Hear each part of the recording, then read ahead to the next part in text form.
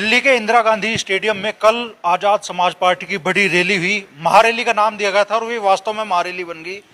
Indira Gandhi stadium तो full हो ही गया, उससे दुगनी तादाद में लोग स्टेडियम के बाहर रहे।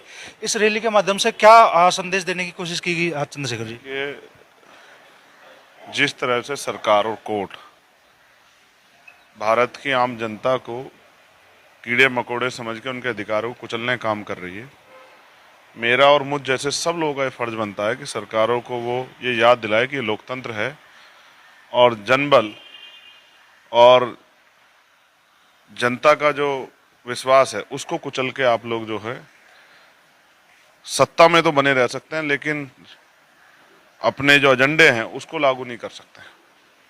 कल देश भर के लोग आए, तमाम साजिशें हुई, तमाम षड्यंत्र हुआ, 2 दिन पहले जगह बदलनी पड़ी, फिर भी उसके बावजूद जो है आज लोकतंत्र इतना मजबूत है।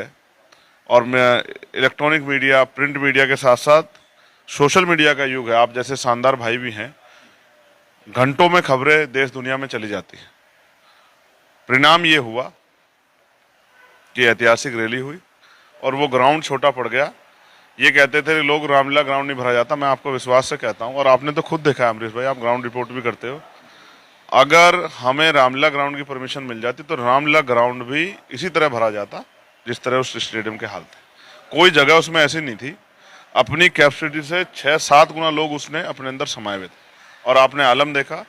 मुझे भी बार बार ये लग रहा था ऐसा ना हो कि कहीं कोई परेशानी हो जाए, लेकिन शानदार अनुभव रहा और एक बड़ा प्यार सहयोग मिला। जैसे लगातार संघर्ष के जरिए ताकत बढ़ रही है, सबसे बड़ी भागीदारी उत्तर प्रदेश के लोग रही और मीरापुर के लोगों की भी एक मजबूत भागीदारी रही और विश्वास है आने वाले कल में ये प्यार आशीर्वाद बढ़ेगा।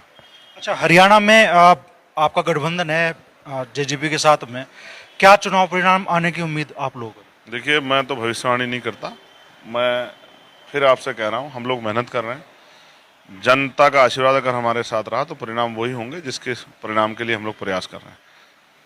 मेरा ये भी विश्वास है कि लोकतंत्र में जनता ही मालिक होती है। हम लोगों ने अपनी बात रखी, अपनी पॉलिसियाँ रखी हैं, कई ऐसी चीज़ें हैं जो जनहित की हम लोगों ने रखी हैं जनता के सामने, जनता का आशीर्वाद मिला, तो हरियाणा में भी सत्ता की चाबी इस बार हमारे हाथ में होगी। अच्छा, उत्तर प्रदेश की 10 विधानसभा सीटों पे उपचुनाव होना है, कहीं जगह आपने प्रत्याशी भी घोषित कर दिया है मीरापुर विधानसभा सीट पे भी, और विशेष तौर पे आपकी तैयारी देखने के लिए मिल रही है।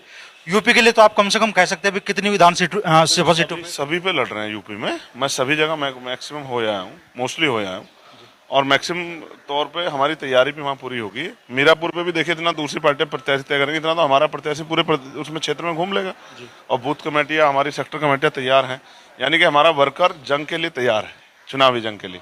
बाकी मेहनत करेंगे, बाकी जनता का आशीर्वाद। और नगीना के बाद मीरापुर मेरा घर है, मुझे मीरापुर की जनता पे, मुजफ्फरनगर की जनता पे तो मेरा अटूट भरोसा पहले से है। जब मैं कुछ भी नहीं था तब भी उन्होंने मुझे इतने जिला पंचायत जिता के दिए थे। अब तो मैं कोशिश कर रहा हूँ उनकी भावनाओं पर खरे उतरने की। उम्मीद है कि मीरापुर में आशीर्वाद